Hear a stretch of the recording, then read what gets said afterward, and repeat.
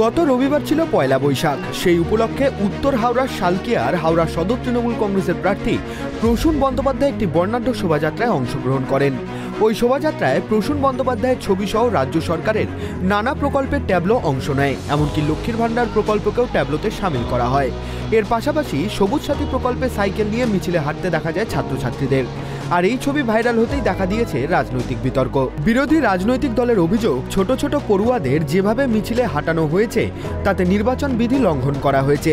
সিপিএমের হাওড়া সদর কেন্দ্রের প্রার্থী সব্যসাচী চট্টোপাধ্যায় বলেন, ছোট ছোট ছাত্রছাত্রীদের সাইকেল দিয়ে তাদের ভোটে খাটানো হচ্ছে। মুখ্যমন্ত্রী কি ব্যক্তিগত টাকায় সাইকেল দিয়েছেন, প্রশ্ন তোলেন তিনি।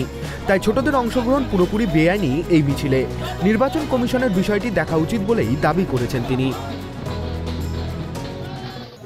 এখানে একটা সাইকেল দিয়ে তাদেরকে ভোটে নামাই দিচ্ছে, এটা তো খুব খারাপ জিনিস হচ্ছে। বাচ্চাদেরকে দিয়ে ভোট নেবার চেষ্টা করা হচ্ছে, বাচ্চাদের ব্যবহার করা হচ্ছে, এবং সেখানে তাদেরকে যেটা দেওয়া হয়েছে তার জন্য তাদের ভোট দিতে হবে।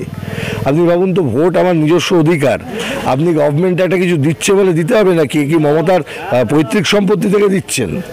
আমার বক্তব্য হচ্ছে এই জায়গায়। আর যারা স্কুলের ছেলে মেয়েদেরকে নিয়ে এরকম ভোটের মিছিল করায় তাদেরকে ঘেন্না করি, এদের উপর ঘেন্না বর্ষিত হোক।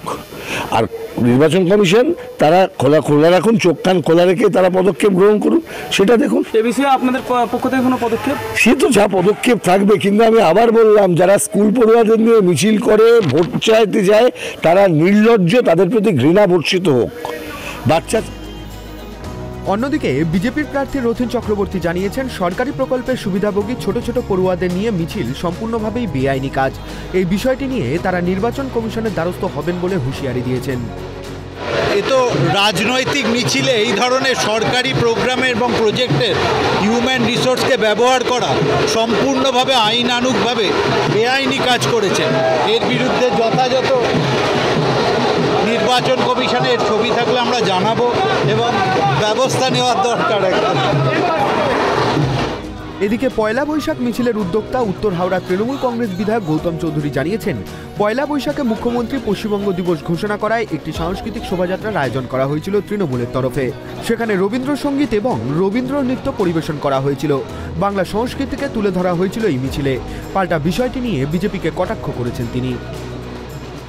এখন পয়লা বৈশাখ মাননীয় মুখ্যমন্ত্রী মমতা বন্দ্যোপাধ্যায় পশ্চিমবঙ্গ দিবস ঘোষণা করেছে। এই দিনটা বুদ্ধিজীবীদের সামনে রেখে বাংলার আপামর সকলকে মানুষের সাথে কথাবার্তা বলে।